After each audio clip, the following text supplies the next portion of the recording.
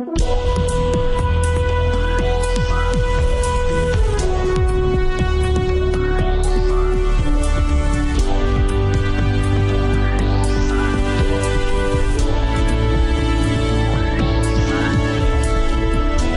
to Real Money Talks, how to make money, manage money, and invest money. Your Real Money Talks host, Laurel Langmeyer, gets straight to the point about what it actually takes to make money and build lasting wealth in today's changing economic climate. If you're ready to get the financial results you've always dreamed of, keep listening. Real Money Talks is the right place for you. And now here's your host, Laurel Langmeyer. Hi, this is Laurel, and we are at Laurel's Real Money Talks again on our podcast, where we teach people how to make money, keep money, and invest money. And every conversation is different. Some is about investing, and some is about making, and some is about keeping. And so today I have world-leading expert Linda Kane, who's my event manager. She helps plan my events and make sure they're profitable. There are so many people who do events and they are clueless, and like we could name names of people who are still trying to pay off an event from a year ago because they didn't bring you in and they didn't bring a P&L. So let's just talk about events in general. So just get us started. Tell us who you are and what you do. Okay, so I'm Linda Kane with Blue Diamond Event Management, and I've been doing live events now with coaches and entrepreneurs for about 12 years. And I met Laurel about 8 years ago when she was on Adam Urbanski's stage doing a talk, and I fell in love with her then. And I told her at that event someday I would be doing hers. And here I am about 6 years later, and she's one of my top clients, and we are having a blast doing very profitable events. And so, I think the profitability, right, because I'm so far into this with you, starts at the venue booking. So let's kind of walk it through, like what creates a profitable event. Obviously, bringing people into the show, but we'll get to that later. Let's talk about just, you can't book an event unless you have a venue. So give them some venue tips. How do you get a profitable venue? Sure. So one of the things that you have to do is when you're especially dealing with hotels, they're going to have what they put a value on, like real estate for the site for their room. So they're either going to charge you a room rental or they're going to want you to spend money in food and beverage to has a value on that. And a typical 50-person room will start off at about $7,500 in value. And so that's expensive. You've got to do at least a $200 ticket to 50 people just to cover your food and beverage costs. So you want to start negotiating down with them. So you talked about what you're bringing, how many people are from the area, what the marketing is like. You offer them shout outs, give them some free publicity that, you're going to be at their hotel, put links on your Facebook, anything that you can think of that heightens them and gives them free publicity is going to help you. So we do a few of those things. The other thing you want to do is you never want to pay room rental and food and beverage. It's either or. And if you do a room rental, you want to get that way down so that you're just no food. Everybody's on their own. So you want to go under $1,000 a day for a room rental. Get it down to $250, $300 if you can. Typically, that's not going to happen, especially if you're using more like the Marriotts and Hiltons and the higher end hotels. So with enough negotiation and really pushing and giving them the benefits of why they should have you at the event, you can typically get a room of 50 down to about $3,000 for food and beverage for a 3-day event. Well, and here's the other thing I would just notice, and, I've had really bad event managers. I mean, the one you just, took over from. I mean, just, that was a whole project. But here's you make it such common sense. Like, why pay for the room when you can give your guests food? So even when we book for a couple hours, you always do a great job of trading out the room rental to give them, I don't care if it's cookies, brownies, some protein snacks, like something. Like always, your guests are going to appreciate your food more than the stupid room. So. Absolutely. And then people ask me all the time, I'm going to do a 50, 100-person 3-day training. So there's different kinds of events. So you want to try to, depending on what you're teaching and training, if it's transformational and you're really going to spend a lot of time in the room, you're going to, depending on the type of hotel, you're going to be anywhere from $5,000 to $18,000 for your food and beverage. If you're doing a 50 to 100 person and it's a training and there's not a lot of food and beverage and there's not a lot of hotel stay either, then you want to get that down to, $3,000, $5,000. The other thing that you can do is utilize guest rooms against the meeting space as well. So the more people that you have that stay at the hotel, the more chance you have of having people lower the food and beverage down for you, because they want to either make it in room revenue or they want to make it in food and beverage.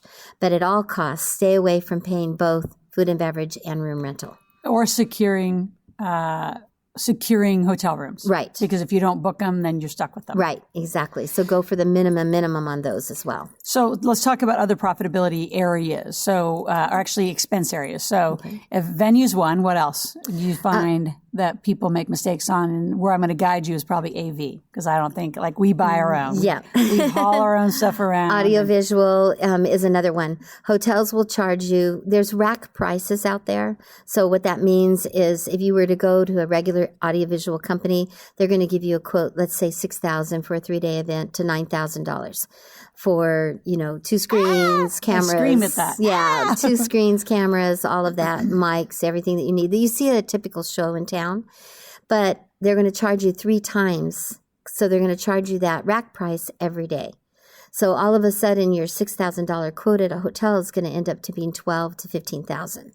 So if you're going to do a lot of events, I highly recommend that you buy some of your own equipment and teach a team member how to run it, and then use the hotel staff for when you're in trouble or something breaks or you need, some help. And so for somebody to buy kind of the setup that I have, I mean, I don't even know. I just give my team the credit card and they buy stuff. Yeah. So what do you think like our setup is? We have our own speakers, our own little sound things, all those mics, all that stuff that you see. I don't even know what it all is. Just use it. So what's a typical just get it and haul it around with you setup? About $3,000 for really good equipment. Wow. And that can probably last as long as you take good care of it. If you take good care of it, it will last you for a couple years.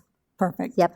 So where else are you seeing the expense side of this? So obviously there's the hotel, obviously hotel rooms, there's AV. What about all the other, there's a huge marketing expense to put these together. So you don't need to have big fancy binders and handouts and workbooks and Chotskis and all that kind of stuff. Why not? Because really the people are there to be educated and to learn. So just have handouts that relate to that particular subject matter during that hour, right? Yep. You don't need 10 pages to talk about a funnel. You just need the 1 page. Show them how to do the funnel, put it up on a whiteboard or a flip chart and have them work it in their seat, right?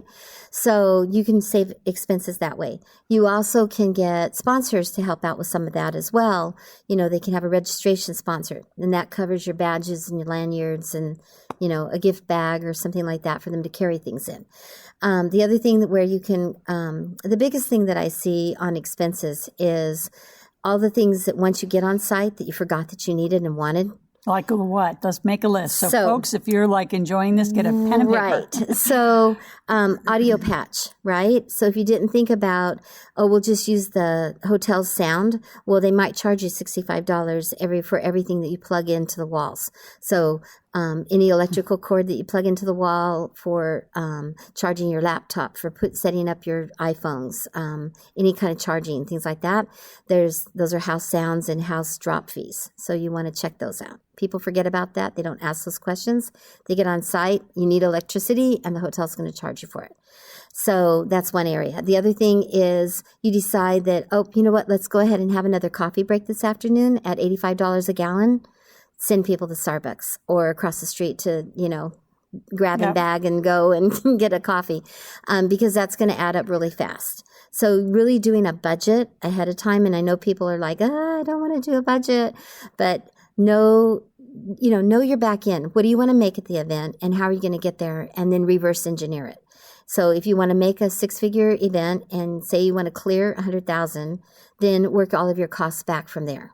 So that way, when you can, then through that process, you can decide whether or not you're going to have handouts and binders and those kinds of things. And really and truly, if you are a great coach and you know your stuff and you know how to engage your people with lots of activities and being in dyads and triads and really communicating with each other and teaching and training, you don't need all of those support documents. A lot of reasons that people do big fat binders is because they feel that they need to give, and they need to give I have to give all this stuff, I have to be honest, right? Since I have so much in my brain, I don't give big binders. I think big binders is because there's nothing in their brain. Right. So they use that to compensate because they actually don't know how to teach.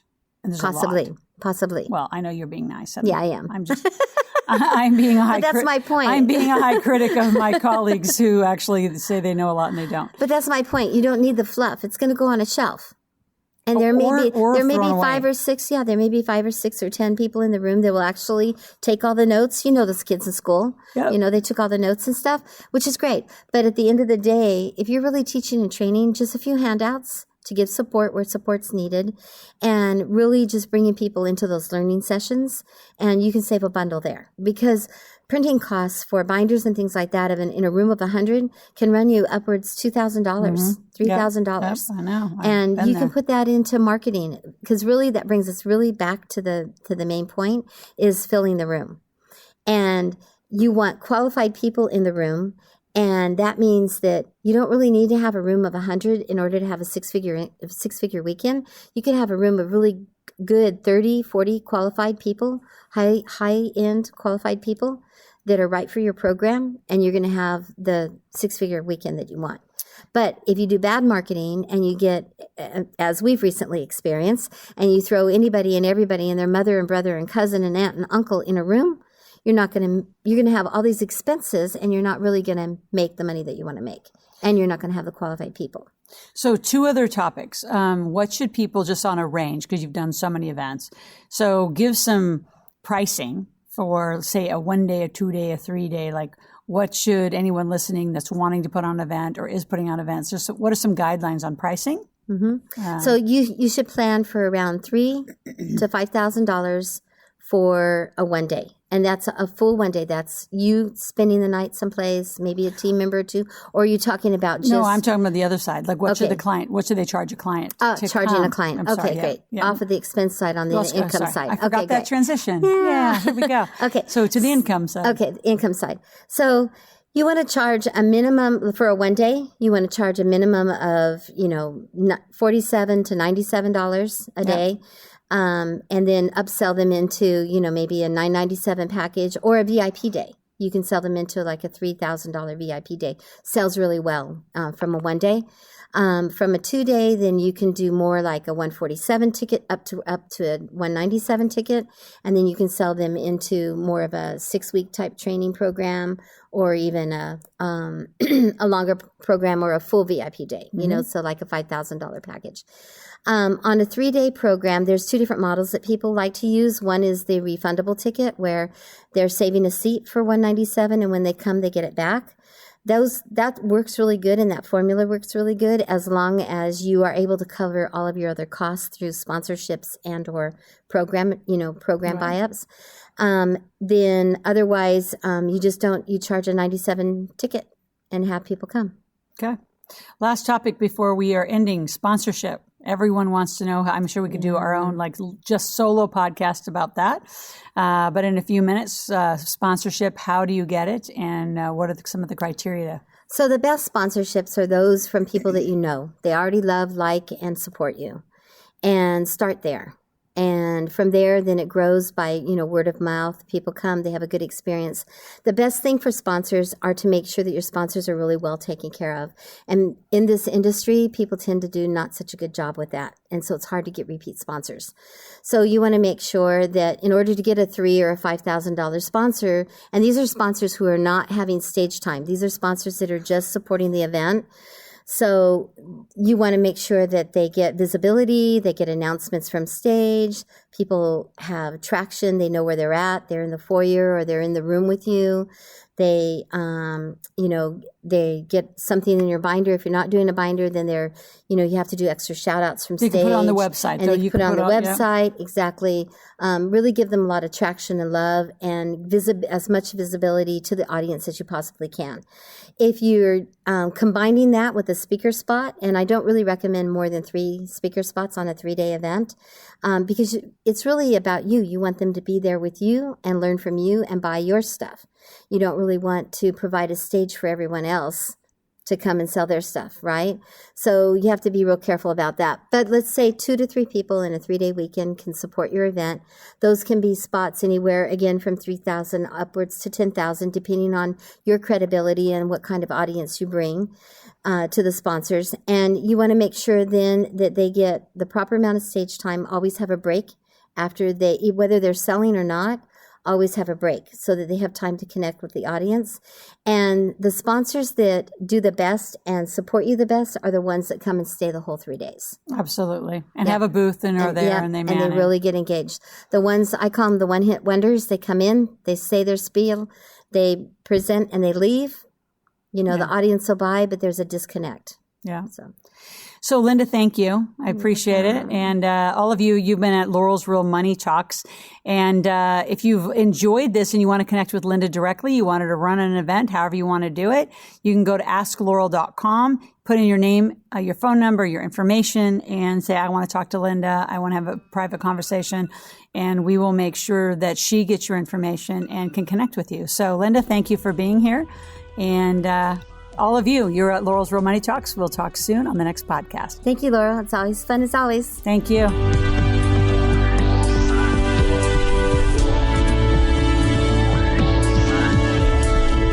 Thank you for joining Laurel for this segment of Real Money Talks, how to make money, manage money, and invest money.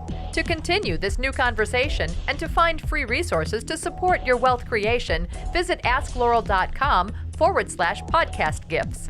That's ASKLORAL.com/podcast gifts.